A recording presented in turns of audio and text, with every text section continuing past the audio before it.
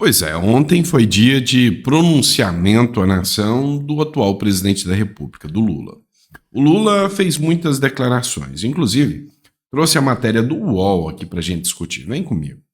É o seguinte: em cadeia nacional, Lula reitera respeito fiscal e ataca o Bolsonaro. Vamos começar com a primeira análise aqui. É período eleitoral? Não é abuso de poder econômico você usar a cadeia televisiva em horário nobre para atacar a gestão anterior e a oposição? Isso é abuso de poder econômico? Lula vai ficar inelegível? Pode isso? Né? Então a gente já começa por aí. O simples fato do Lula usar a cadeia nacional para atacar o Bolsonaro, é sinal de desespero. 2, é sinal de que não respeita as leis. 3, é sinal de que o TSE não vai fazer nada e o Lula sabe disso. Ou é justo o uso do dinheiro público, da cadeia nacional, no horário nobre, para fazer ataques à oposição. É o novo normal, né? Mas enfim, o que aconteceu? Em meio à constante pressão dos setores do mercado por corte de gastos, Lula prometeu que não vai abrir mão da responsabilidade fiscal. A primeira coisa que eu vou lembrar aqui com vocês é uma matéria do Antagonista, onde o Haddad prometia que o Lula ia ter responsabilidade fiscal, e o título da matéria do Antagonista era "O golpe tá aí, cai quem quer". Então, a primeira coisa que o Lula falou foi que vai ter responsabilidade fiscal. Queremos que o Brasil cresça para todas as famílias brasileiras. Não abrirei mão da responsabilidade fiscal. Entre as muitas lições de vida que recebi da minha mãe, Dona Lindu, aprendi a não gastar mais do que ganho. E é essa responsabilidade que está nos permitindo ajudar a população do Rio Grande do Sul com recursos federais. Tá. Isso aqui é uma técnica de storytelling que o Lula sempre utilizou e pega aquelas pessoas mais desavisadas que não se preocupam com dados. Lula nunca se preocupou com responsabilidade fiscal. E não é por nada não, mas isso aí a Dona Lindu não deve ter ensinado muito bem para o Lula. Porque cada vez que o governo Lula pega, os rombos são gigantescos.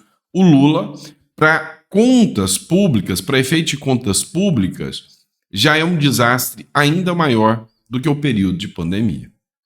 O presidente também afirmou que o Brasil se reencontrou com a civilização, né? Ele disse que o meio ambiente agora está salvo, né? Apostavam que o crescimento do PIB não passaria de 0,8%, chega a quase 3%, e que o meio ambiente, saúde, educação, está tudo salvo agora na gestão Lula. O jornalista Silvio Navarro fez uma análise do pronunciamento do Lula. Foi uma montanha de fake news e é o pior governo do PT. O governo do imposto, do taxade, da dengue, sem vacinas, da insegurança pública, da Janja em Paris. O pronunciamento de Lula foi uma montanha de fake news. É o pior governo, né?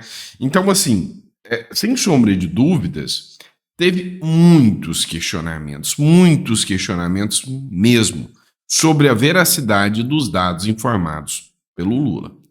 Muitas. Inclusive, dizer que esse governo está sendo recorde no meio ambiente, né? Em recuperação do meio ambiente. Olha só isso aqui.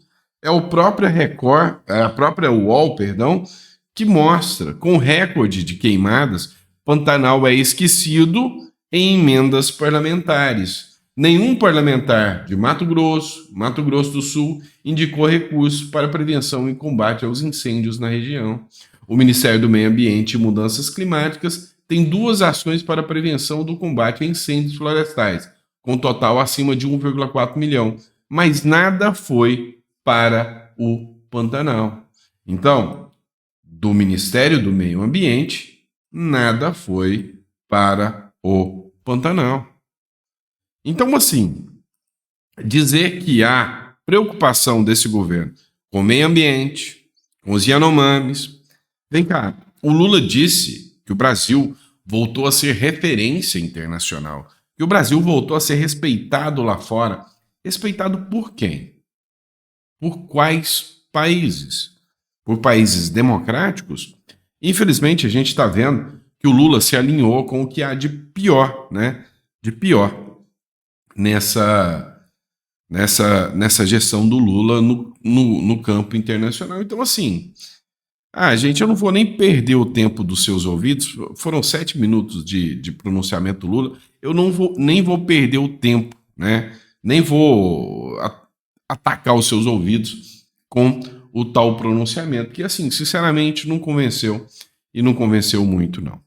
Bora falar um pouquinho mais sobre Venezuela. Olha só, o Marco Antônio Costa ele fez uma publicação citando aqui, né, um comunicado oficial que chanceleres, né, fizeram em relação ao resultado, né, em relação ao pleito eleitoral da Venezuela. Os chanceleres da Argentina, Costa Rica, Equador, Panamá, Paraguai, Peru e Uruguai estão acompanhando de perto os acontecimentos na Venezuela e consideram indispensável garantir que os resultados eleitorais respeitem plenamente a vontade popular expressa pelo povo venezuelano nas urnas. Isso só será possível através de uma contagem de votos transparente que permita verificação e controle pelos observadores e delegados de todos os candidatos. Só quero repetir para vocês. Os países que demonstraram preocupação com o resultado da Venezuela são Argentina, Equador, Costa Rica, Panamá, Paraguai, Peru e Uruguai. O presidente do Chile, o Boric, já se manifestou dizendo que não confia no resultado e que não reconhece o resultado. Milei também não. Sabe o que a gente está ouvindo do governo Lula? O silêncio. A única coisa até agora foram grupos como o MST, dentre outros, alinhados ao governo, já parabenizando o Maduro. O Celso Amorim, o enviado do Lula, também já parabenizou. Até agora o Lula não falou nada. O Estadão me surpreendeu. Fez uma matéria dizendo, né? O ditador venezuelano conquistou 51% dos votos ante 44% do opositor Edmundo Gonzalez. Diz o Conselho Nacional Eleitoral.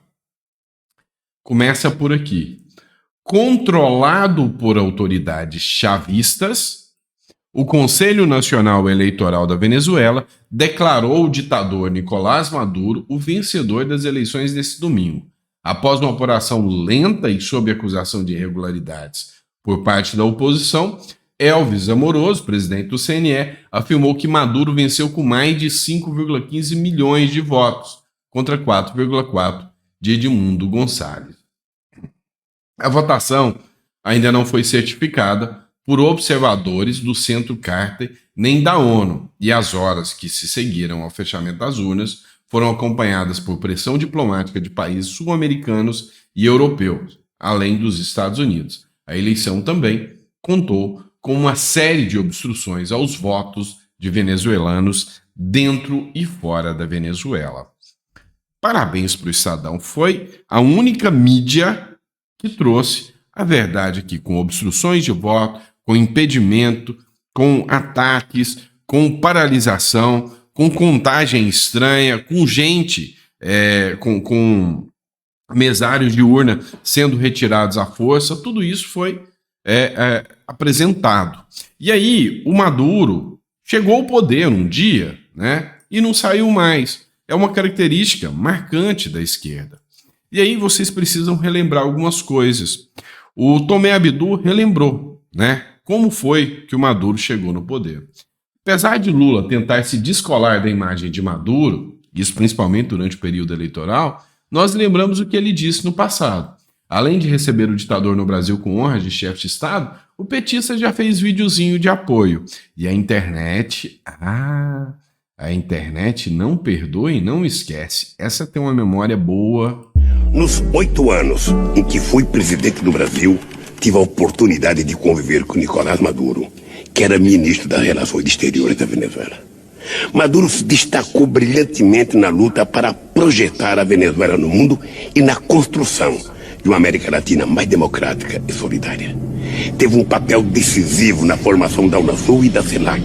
E sempre foi visível sua profunda afinidade com nosso querido e saudoso amigo Hugo Chávez. Os dois compartilhavam as mesmas ideias sobre o destino de nosso continente e os grandes problemas mundiais. Mais do que isso, Chávez e Maduro tinham as mesmas concepções em relação aos desafios que a Venezuela tinha pela frente, em defesa dos mais pobres. A grande obra de Chávez foi a de transformar a Venezuela em um país mais justo, realizando um massivo processo de transferência da renda petroleira em proveito das camadas mais sofridas da sociedade. A decisão de escolher um novo presidente caberá exclusivamente ao povo venezuelano. Não quero interferir em um assunto interno da Venezuela, mas não posso deixar de dar meu testemunho em nome do futuro deste país tão querido do povo brasileiro, mas também em nome do Mercosul, no qual a Venezuela acaba de ser recebida. Uma frase resume tudo o que sinto. Maduro, presidente, é a Venezuela que Chávez sonhou. Então não esqueçam, você que está defendendo a saída do Maduro, como o Maduro chegou lá, com apoio, né? E aí vem Rússia, Bolívia, Cuba e daqui a pouquinho o Brasil celebram o Maduro, mesmo com a vitória questionada. Então é questão de tempo, o Brasil não figurou entre os países que exigem um resultado e um pleito decente, mas figura com toda certeza junto desses que vão celebrar, né? A BBC News também tratou do caso, né? Maduro vence eleição na Venezuela, diz conselho, oposição contesta e aponta uma fraude grosseira, né? Grosseira, mas grosseira mesmo assim. É algo tão escancarado que os presidentes dos outros países, né, sequer, sabe, sentiram-se até envergonhados em comentar o quão grosseiro foi a situação. O Luiz Bassi publicou também: Maduro, sistema eleitoral do país é exemplar e dados foram divulgados com atraso devido a um ataque hacker. Ele debocha da acusação de fraude. Vamos lá. Olha só o que aconteceu. Durante a apuração dos votos, já começou com a oposição, sabe, estourando. A primeira urna, só para você ter noção, tinha 390 votos contra 34. 34 do Maduro. As outras, em sequência, eram acachapantes também. Acontece que, num meio termo, os votos pararam, e aí o Maduro disse que não parou, não foi porque a gente quis parar. Foram por causa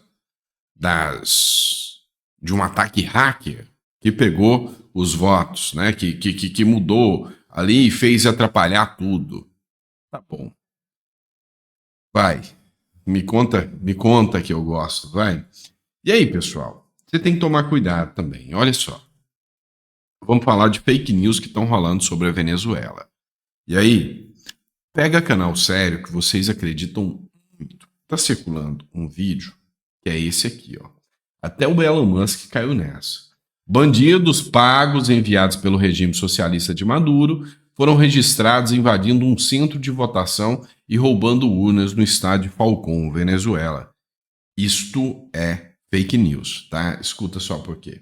Você tá vendo os sujeitos? Opa, para aqui. Tá vendo? Eles estão carregando aqui uma coisa, né? Sabe quem republicou isso aqui, né? E ali na postagem diz que é uma caixinha mágica, né? Material aqui, ó. O Elon Musk fez a publicação. Ó, isso está acontecendo, tá? Isso está acontecendo. E aí ele publica isso aqui, ó. Comunistas armados da gangue do Maduro estão roubando, né? Imputa Cardón as urnas, né? Então tá aqui o vídeo aqui mostrando. Houve a checagem, ó.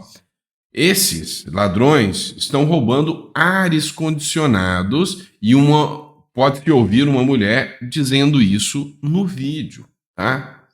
As caixas de votação da Venezuela são caixas pequenas, pequenos computadores. Não se parecem nada com o que é apresentado neste vídeo.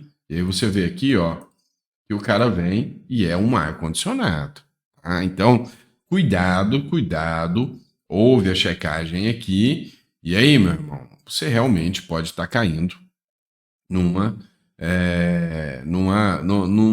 conto do vigário. Até o Elon Musk publicou, né, esse conto do vigário aí. Então, assim, o que é certo, sabe? Não é honesto o pleito lá na Venezuela, a gente sabe. Mas a gente do lado de cá, a gente tem que passar as informações que são corretas. O Maurício Marcon, ele escreveu o seguinte: após fraude eleitoral escancarada na Venezuela e o surpreendente resultado final onde Maduro ganhou 51%, aqui no Brasil o Lula venceu por 50%, fica a pergunta: o presidente brasileiro vai reconhecer a fraude e continuar com amizade ou romper o laço com Maduro e reconhecer o que todos sabem que aconteceu no país vizinho? Eu aposto na primeira opção. E aí, o Maurício Marcon postou aqui ainda uma foto do Lula com o Maduro. Então, assim, hoje o dia é de expectativa sobre qual vai ser o posicionamento, né, do Lula. Os aliados do Lula, a gente já sabe qual foi o posicionamento. O MST, Partido Comunista do Brasil, PCO, 11 organizações identitárias da extrema esquerda brasileira parabenizaram o Maduro pela vitória na eleição. O Celso Amorim também já parabenizou. Então a gente está esperando, né, só a manifestação do Lula sobre o Nicolás Maduro, né? A expectativa do brasileiro em saber. A gente já sabe, mas a gente quer ver, né? A gente quer palpar essa realidade escancarada na cara do brasileiro. E como eu citei o Elon Musk, vou citar mais uma publicação dele aqui. O Elon Musk, dessa vez, ele caçou briga com o Google. É, meu irmão. O Elon Musk não tá pra brincadeira, não. O Google, as pesquisas do Google baniram o presidente Donald Trump. Isso é uma interferência eleitoral. E aí ele cita aqui, quando ele digita presidente Donald, o que o Google remete? Presidente Donald Duck, né, o pato Donald, presidente Donald Reagan, né, que foi presidente dos Estados Unidos há muito tempo, e não tem quase nada do Donald Trump. E quando eu vou pegar a matéria do Donald Trump, é verdade, tá? Quando você coloca lá presidente Donald, você tem que colocar direto Trump. Se você não colocar Trump, as pesquisas não vêm da forma adequada. E aí estaria o Elon Musk comprando uma briga com o Google? Pois é. A gente vai... mundo inteiro. A gente vai até depois acompanhar de perto essa briga aí. Vamos lá. O jogo lá na Venezuela fica um pouquinho mais tenso, né? Eu inverti o papel aqui das matérias. Por quê? Porque a eleição da Venezuela, todo mundo sabe, tiveram aí, assim, coisas muito estranhas. A Maria Corina, ela faz uma divulgação dizendo que a Venezuela tem um novo presidente eleito, que é o Edmundo González, que ele ganhou com 70% e que ela tem a cópia de todos os votos que ela conseguiu, né? Que teve um infiltrado lá dentro que apresentou o relatório, a cópia dos votos, e que eles venceram com 70%. Olha só o que ela diz aqui. Queremos decirle a todos los venezolanos y al mundo entero que Venezuela tiene un nuevo presidente electo y es Edmundo González Urrutia.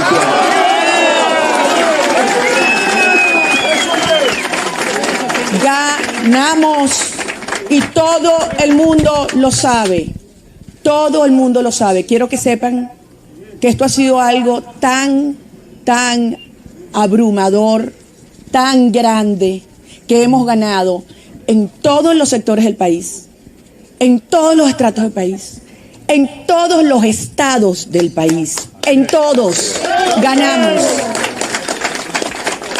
Y todos los que estamos aquí, el mundo entero, lo vimos en las calles. Sabemos lo que hoy pasó. E déjenme decirles algo. Então, ela fala que ganhou com 70% dos votos, né? E, então, se ela tiver realmente esses documentos que apresentam, né, os dados aí, né, que apresentam a cópia dos votos, isso vai ser uma discussão internacional gigantesca que a gente vai estar acompanhando, né? É isso, pessoal. Obrigado por ter acompanhado até o final do nosso editorial. Que Deus te dê uma mesa farta, repleta de bênçãos para você, para toda a sua família. E até o próximo editorial.